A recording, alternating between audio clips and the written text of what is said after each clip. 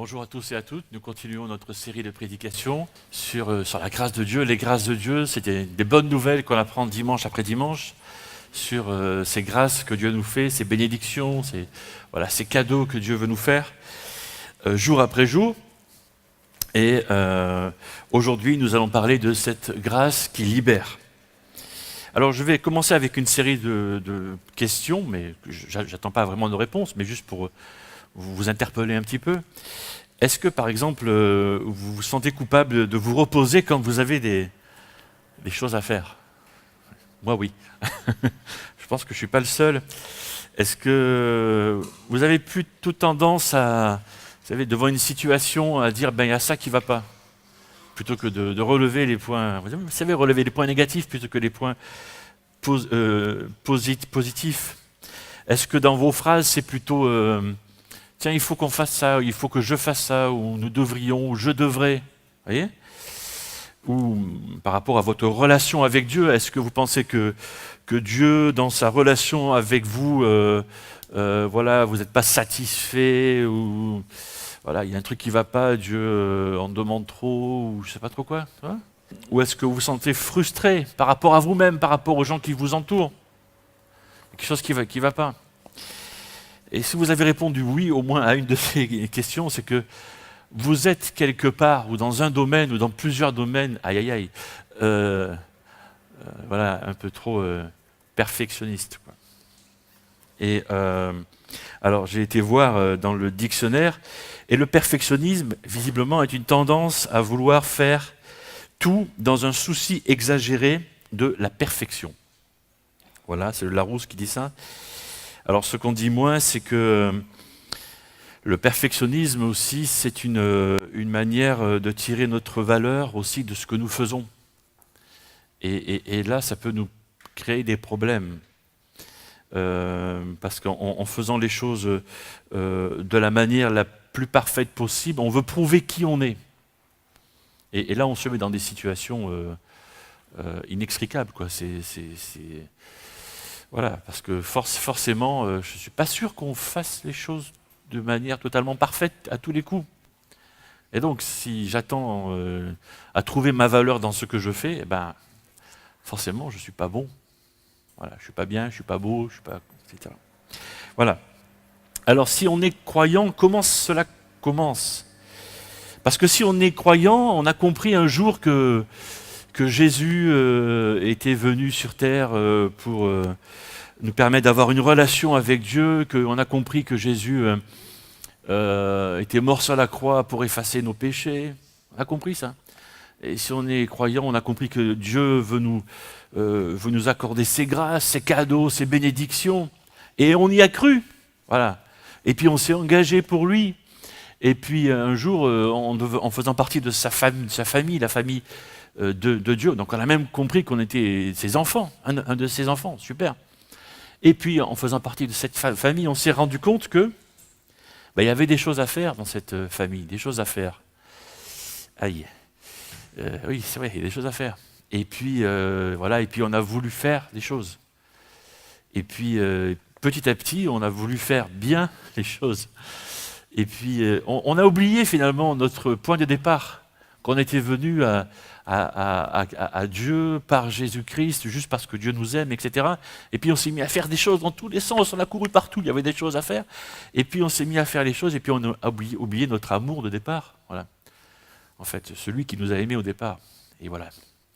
Et ça commence comme ça. Et puis on tombe finalement dans deux pièges qui sont deux ennemis de la grâce que Dieu nous fait. C'est le légalisme. Et le légalisme, c'est quand on fait les choses parce que c'est écrit, il faut faire les choses, c'est la loi, ce sont les règles, c'est écrit, donc je dois les faire. Voilà. Et l'autre piège, c'est le perfectionnisme. Le perfectionnisme, c'est voilà, je trouve ma valeur parce que je fais des choses. Voilà, voilà, je suis bien parce que je réalise telle ou telle chose. Il y a tout un livre dans la Bible qui a été écrit là-dessus, c'est l'épître de Paul aux Galates. Voilà, que je résume, il y a 5 ou 6 chapitres, je ne sais plus, mais je le résume en une phrase. Grosso modo, voilà, si tu essayes de vivre selon la loi, ou même selon des lois humaines, tu vas dans le mur, quoi. Tu n'as aucune chance de réussir. Ou si tu cherches à vivre parfaitement, c'est comme si Dieu nous dit, tu ne vas pas gagner ma faveur. Voilà, il y a ce premier verset, voilà, êtes-vous stupide à ce point, vous qui d'abord avez commencé par l'esprit, est-ce la chair maintenant qui vous mène à la perfection? Et on pourrait titrer ce livre des Galates ainsi, c'est la grâce de Dieu qui nous libère.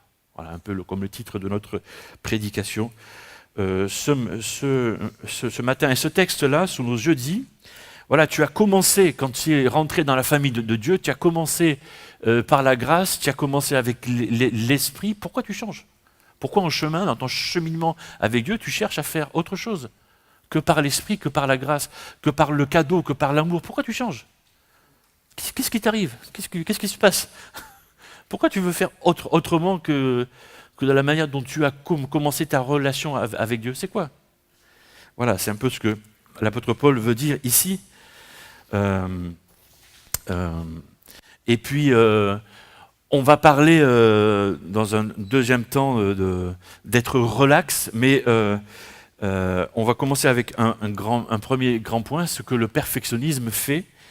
D'abord, petit a, il freine mes initiatives. Parce que, voilà, est-ce que ça vous est jamais arrivé d'avoir un projet et de jamais le démarrer, ce projet? Parce que tu attends que toutes les conditions soient parfaites et puis les mois passent, les années passent et finalement ton projet, tu le démarres jamais. Et ça fait des mois ou des années, tu as ce projet, et ça ne marche pas parce que, je sais pas, j'ai pas le bon âge, c'est pas le bon endroit, ou j'ai pas l'argent, je sais pas. Voilà, il manque toujours un truc, quoi. Voilà. Et c'est un peu ça, c'est du perfectionnisme. Donc, et ça marche aussi dans la famille de Dieu. Dieu nous appelle, met sur nos cœurs des choses à faire pour lui.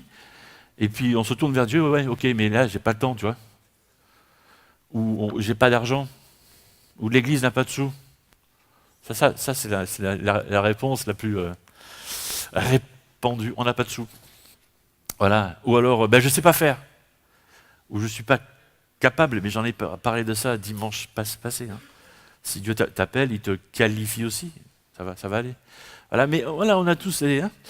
Et puis, mais j'ai déjà cité ce verset de Ecclésiaste 11, le paysan qui a peur du vent ne sème pas, celui qui a peur de la pluie ne récolte pas. Mais les circonstances parfaites n'existent pas.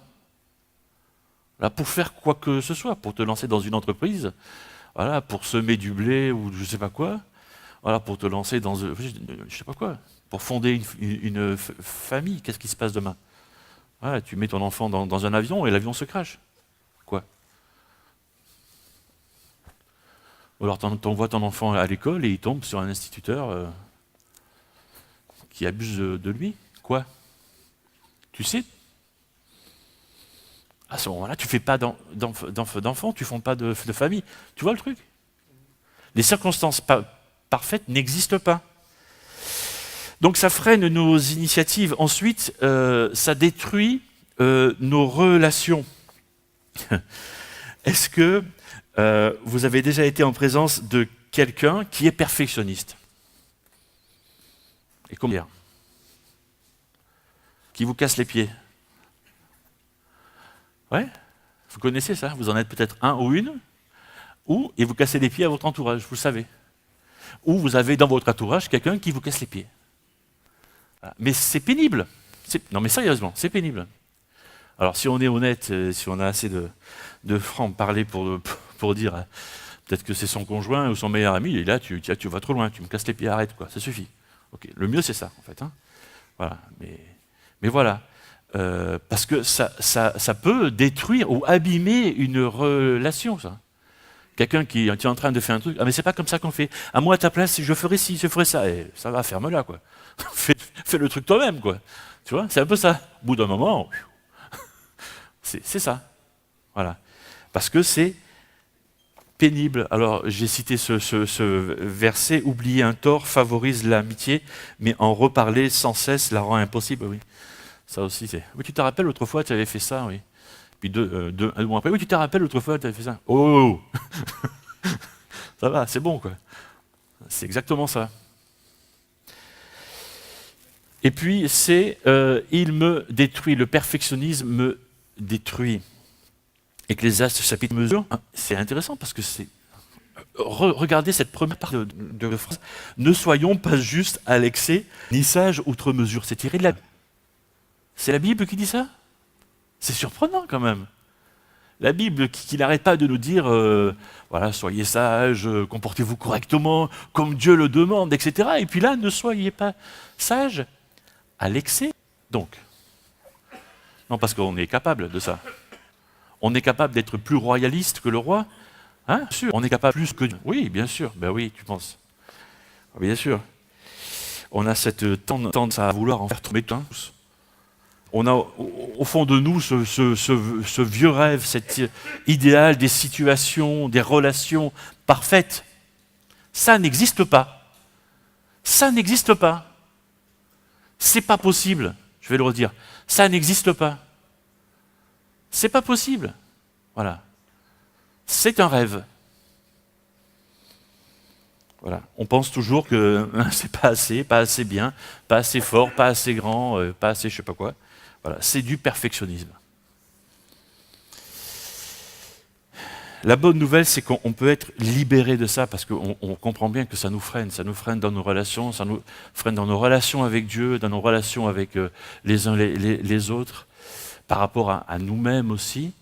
Et alors, d'habitude, le mot que j'utilise, c'est tranquille, mais ça faisait beaucoup de points, tranquille, voilà. T-R-A-N-Q-U-I, c'est rien. Voilà. Donc, le mot relax, il y a 5, c'est plus, voilà. C'est plus court. Voilà. Et le premier point, c'est réaliser que je ne suis pas parfait. On est tous d'accord pour ça. On le sait bien, même un Jean-Claude qui n'est pas là. Et quand il dit oui, moi je suis parfait, ça veut dire le contraire. On le sait tous, voilà, bien sûr. Là, évidemment qu'on le sait. Et j'ai cité ce texte-là de Psaume 119 qui dit « Je vois un terme à tout ce qui est parfait, mais tes commandements sont sans limite. » Alors là, c'est peut-être un texte qu'on peut peut-être, si on est perfectionniste, ou si on a un conjoint ou une épouse perfectionniste, l'afficher sur le frigo, je sais pas. Voilà. Tu vois, à chaque fois que tu ouvres le frigo, hop. Voilà. Ce texte dit, voilà, la seule perfection qui existe sur la terre, c'est la parole de Dieu. Le reste est imparfait. Au moins, ça calme. Ça calme tout le monde. Toute chose. Ça veut dire que toute chose, toute personne est imparfaite. Sauf ce que Dieu dit, sauf ce que Dieu fait. Et là, c'est OK. Là, c'est parfait. Le reste, voilà. Ou alors, on a ce texte-là, il n'y a sur la terre point d'homme juste qui fasse le bien, qui ne pêche pas. Ou ce texte-là, la loi du Seigneur est parfaite, elle restaure la vie. C'est aussi pour ça que si on veut bien faire les choses, le meilleur c'est de construire sa vie sur cette parole que Dieu nous donne. Parce que là au moins on est sûr que là c'est OK, là c'est bon. Voilà, c'est pas la parole d'un tel ou d'un tel, c'est la parole que Dieu donne. Et là c'est parfait. On peut y aller, on peut construire là-dessus. Le deuxième point c'est être dans la joie. Parce que Dieu, quand il nous donne ses bienfaits, quand il nous donne sa grâce, bon, c'est pas basé sur nos efforts. Non, c'est ça la vraie joie. Parce que si on doit attendre que ce que nous produisons soit parfait pour être dans la joie, ben bon, on peut attendre. Hein. Non? Je parle à un perfectionniste là. Mais ça, c'est mon ami ça. Voilà. Hein? Non, sérieux, voilà. Si on attend que ce qu'on produit soit parfait pour être dans la joie, on va être triste souvent en fait. Voilà. Par contre, si je base ma joie sur les cadeaux que Dieu me fait, là c'est autre chose. Que Dieu me fait souvent des cadeaux. Sa grâce. Et là, c'est autre chose. Et là, je peux être joyeux un peu plus souvent quand même. Beaucoup plus souvent. Un texte là, 1 Jean chapitre 3. Voyez à quel point le Père nous a aimés, son amour est tel que nous sommes appelés enfants de Dieu, et c'est ce que nous sommes réellement. Tout à l'heure, je parlais que quand on a fait confiance à Dieu, on est rentré dans cette famille. Et c'est là toute la différence que ça fait entre ce qu'on était avant et ce qu'on est devenu. On est devenu membre de la famille de Dieu. C'est un peu cette différence qu'il y a entre l'ancienne alliance qu'il y avait dans l'Ancien Testament et la nouvelle alliance qu'il y a dans le Nouveau Testament, dans la Bible. C'est-à-dire le fait d'être des serviteurs. Dans l'Ancien Testament, pour plaire à Dieu, il fallait faire une seule chose. C'était obéir aux lois. Voilà. Tu obéissais à toute la loi, et là, Dieu était heureux. Voilà. Et dans la Nouvelle Alliance, c'est autre chose. Dans la Nouvelle Alliance, voilà, tu as juste à croire que Dieu t'aime. C'est pas pareil en fait, hein. C'est un tout petit peu différent. J'ai fait un petit tableau. Bon, on pourrait mettre plein d'autres choses, mais ça va. On peut se limiter aussi. Entre le fait d'être serviteur et le fait d'être enfant. Un serviteur est accepté, c'est le tableau de gauche en vert, hein. Un serviteur est accepté, ou un employé, si vous voulez. Serviteur ou employé, d'accord? Il est accepté sur ce qu'il fait. D'accord? Si tu produis un bon service, tu es un bon serviteur. Si tu produis un mauvais service, tu es un mauvais serviteur ou un mauvais employé. Bon. Par contre, un enfant, tu es accepté juste parce que tu es enfant, point, c'est tout. Parce que tes parents t'aiment, ils t'aiment, point. Pas besoin de faire quelque chose. Tes parents t'aiment. Voilà. Ensuite, le serviteur, quand il commence sa journée, il est soucieux parce que il doit plaire à son maître. Il va devoir produire pour un employé ces 7 heures, ces 8 heures de travail pour être payé à la fin de sa journée, ou un serviteur ou un esclave, pour pouvoir ne pas être battu ou je ne sais pas trop quoi, c'est dans les civilisations. C'est voilà, pour plaire à son maître. L'enfant, lui, quand il se réveille le matin, prenez un petit enfant, le matin il se réveille, il pense à deux choses, à aller aux toilettes et puis non mais c'est vrai, à passer à la cuisine, prendre son chocolat au lait ou ses céréales, voilà. Il pense pas à ce qu'il va faire. Il pense pas que ce qu'il va faire va plaire à son papa ou à sa maman, parce qu'il sait qu'il est accepté. Il n'a pas ce souci-là. À la fin de la journée, le serviteur peut être satisfait d'avoir fait son travail, mais il est préoccupé par le lendemain déjà. L'enfant, lui, il est en sécurité. Il est tranquille, il va se coucher. Bon, ça peut être un enfant plus ou moins agité, excité, machin, ok, ça va. Mais ça ne le soucie pas, en fait, hein, de ce que sera demain, parce qu'il sait que ses parents sont là, et puis voilà, ça marche, quoi. Et puis, un serviteur, quand il ne fait pas son travail, ou il le fait mal. Si c'est un esclave, il était battu, ou voire tué. Un employé peut être licencié. Voilà. Un enfant. Si, je sais pas, il a une mauvaise note à l'école, on ne va pas le foutre à la rue. Non. Voyez ce rapport, cette différence entre l'ancienne alliance et la nouvelle alliance. Mais c'est comme ça que Dieu est avec nous, ses enfants. Je prends un autre exemple. Vous venez d'acheter un nouvel appareil photo numérique, et le petit appareil photo numérique qui est tout vieux que vous avez, vous le donnez à votre enfant de 4-5 ans. Voilà, comme ça, il est tout vieux, machin. Voilà, plutôt que de le mettre à la poubelle, vous lui donnez pour qu'il commence à faire ses premières photos. Et puis, il vous fait une première photo, mais franchement, la photo qu'il fait, elle est pas belle, quoi, tu vois. C'est pas beau. Qu'est-ce que vous dites à votre gamin de 4-5 ans? Elle est moche, ta photo? Il dit, ah, c'est super. Alors, vous allez peut-être lui montrer comment mieux faire pour la prochaine fois. Et bien sûr. Mais vous n'allez pas le foutre dehors, ou, ou l'enfoncer, ou lui prendre son appareil photo. Vous allez l'encourager, lui apprendre comment mieux faire la prochaine fois, subtilement. C'est ça ce que Dieu fait avec nous. Parce que qu'on ait 15 ans, qu'on ait 30 ans, 40 ans, 50 ans ou 90 ans, pour Dieu, on a 3 ans, on a 4 ans, petits enfants, toujours. Et Dieu veut nous apprendre. Voilà. Et Dieu fait ça avec nous. Il a le même comportement que nous, on pourrait avoir avec un petit garçon, une petite fille comme ça. Si Dieu est pour nous, qui sera contre nous? Romains chapitre 8. Ce Dieu nous aime de façon inconditionnelle. C'est ça que je veux dire en fait. Je l'ai dit déjà et je le répète et je n'ai pas fini de le répéter. Parce que ce Dieu nous a acceptés. Il n'a pas besoin qu'on fasse des choses pour nous accepter de nouveau. C'est fait. Voilà. Il veut simplement que nous nous développions, que nous grandissions, bien sûr. Et que nous devenions un adolescent, peut-être un adulte un jour, j'espère. Voilà. Mais il veut faire notre éducation, bien sûr.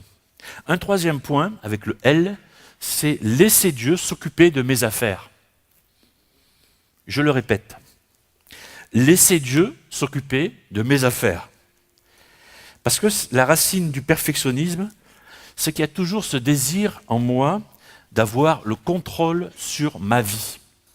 Et si possible, sur la vie de ceux qui m'entourent. C'est de là que viennent les problèmes. Parce que je pense que si j'ai le contrôle de ma vie, tout va être parfait, tu penses. Je pense que si j'ai le contrôle sur la vie de ma femme ou de mon mari, mon mariage sera parfait. Tu rêves, c'est ça. Et je pense que si j'ai le contrôle sur la vie de mes enfants, leur vie sera parfaite. Rêvez, mes amis, qui avaient des enfants. Rêvez. Voilà. Alors, si je pense que je peux maîtriser ma carrière, là, ma vie sera magnifique aussi. Oui? Non, en fait. Non. Laisse Dieu s'occuper de tes affaires. S'il suffisait d'avoir le contrôle sur nos vies pour que tout soit parfait, ça se saurait déjà. Et puis on le verrait. Hein? On verrait des gens parfaits sur la planète. Et apparemment, parce qu'il y a plein de gens qui contrôlent leur vie tout seuls. Et visiblement, ça ne marche pas. Voilà. Il y a des gens qui réussissent dans le business, qui ont des comptes en banque, en veux-tu, en voilà, dans tous les pays. Voilà. Mais leur vie ne fonctionne pas. Ça ne fonctionne pas. Donc, laisse Dieu contrôler ta vie. Je cite Coluche, parce qu'un jour il a dit ça. C'est une citation que j'ai trouvée et je n'arrivais pas à trouver l'auteur. Et c'est Coluche qui l'a dit, c'est rigolo. Plus on pédale moins fort, moins on avance vite. Autrement dit, voilà. Plus tu essayes de faire et moins tu fais, quoi. Mais je soupçonne d'avoir lu la Bible quand même. Voilà. Parce que quelqu'un d'autre dans la Bible a dit le bien que je veux faire, j'y arrive pas, mais le mal que je ne veux pas faire, je le fais. C'est l'apôtre Paul qui a dit ça. Grosso modo, c'est un peu ça, quoi. Voilà. Il n'y a que Dieu qui, en contrôlant ta vie, peut faire que certains domaines dans ta vie arrivent à quelque chose de bien. Là, ça fonctionne. Qu'est-ce qu'on peut faire? Qu'est-ce qu'on peut faire une fois que j'ai dit ça? Parce qu'il faut dire quelque chose. Eh bien, il faut citer ce verset-là. Décharge-toi sur Dieu de tous tes soucis, car il prend soin de toi. Alors, je l'ai dit à notre manière pour qu'on puisse se l'approprier. Déchargez-vous sur lui de tous vos soucis, car il prend soin de vous. C'est 1 Pierre chapitre 5. Se décharger, c'est quoi? C'est d'abord comprendre cette tendance qu'on a au fond de nous d'avoir le contrôle. Et que je sache, aucun d'entre nous, on a contrôlé le jour de notre naissance, aucun d'entre nous, on contrôlera le jour de notre mort. Et quand on réfléchit bien, on ne contrôle rien dans notre vie. Est-ce que vraiment tu as choisi ton mari? Est-ce que vraiment tu as choisi ta femme? Réfléchis un peu. Réfléchis un peu. Hein? Est-ce que ça ne dépend pas vraiment de l'endroit où tu te trouves, à tel endroit, etc. Réfléchis un petit peu. Voilà. Est-ce qu'il n'y a pas quelqu'un qui dirige tout? Réfléchis un petit peu. Est-ce que tu choisis vraiment? Oui, ça va. 5 minutes, ça va au bout d'un moment. Ouais. Donc, voilà. Donc, c'est d'abord comprendre ça, que tu essayes de contrôler, mais finalement que tu ne contrôles rien, qu'aucun souci que tu peux te faire ne va permettre d'avoir le contrôle sur ta vie. Finalement, il faut lâcher prise. Lâcher prise, c'est-à-dire que si tu t'inquiètes finalement de tel ou tel truc dans ta vie, tu vois, tu as préparé un beau dossier, voilà, et tu as ça et ça qui ne va pas, etc. Et tu as un dossier complet, tu prends ton dossier, et Dieu, tiens, vas-y, prends ça. Mais tu lui laisses le dossier, hein, tu ne repars pas avec. Vas-y. C'est une prière, ça, que je vais te faire. Hein. Bon, c'est Eric qui parle à Dieu, parce que moi je parle à Dieu comme ça. Voilà, mais Dieu me connaît. Oui. Mais c'est ça. Lâcher prise, c'est ça. Vas-y Dieu, c'est toi qui t'en occupes, c'est plus moi. Étonnamment, quand on fait ça, il y a des choses qui se produisent indépendantes de notre volonté, et il y a des situations qui se débloquent. Et ce qui se passe, c'est qu'au moment où on fait ça, Dieu nous donne quelque chose, et ce quelque chose, c'est sa paix. À l'instant où on fait ça, c'est comme si Dieu nous donnait un autre dossier, et ce dossier, c'est sa paix qui vient. Alors, 4e point, A comme agir par la foi et non par la peur. Et là, je reviens à ce que je disais au début. Quand on a commencé notre vie avec Dieu, voilà, il y a ce verset qui nous dit « C'est par la grâce que vous êtes sauvés par le moyen de la foi ». Quand on a commencé notre vie avec Dieu, on a commencé juste parce qu'on s'est mis à croire. On a voulu croire en Dieu. On a voulu croire que Jésus-Christ avait fait tout ça pour nous. Et puis, au bout d'un moment, c'est pas qu'on a oublié, mais on est parti dans le faire. Mais il faut revenir à ça. Il faut revenir à cette foi qu'on avait là, qui est là, hein, que nous avons tous, et reprendre cette foi et repartir là. Ça ne veut pas dire ne plus rien faire, mais ne plus croire que c'est parce qu'on fait qu'on va mériter quelque chose, que Dieu va nous aimer plus. Non, Dieu aime de toute façon, qu'on fasse quelque chose ou pas. Voilà. Il y a des choses à faire, on a tous des capacités et des dons différents, ça va, on fait. On est au service les uns des autres, c'est bien, voilà. Mais voilà, c'est revenir à cette foi-là.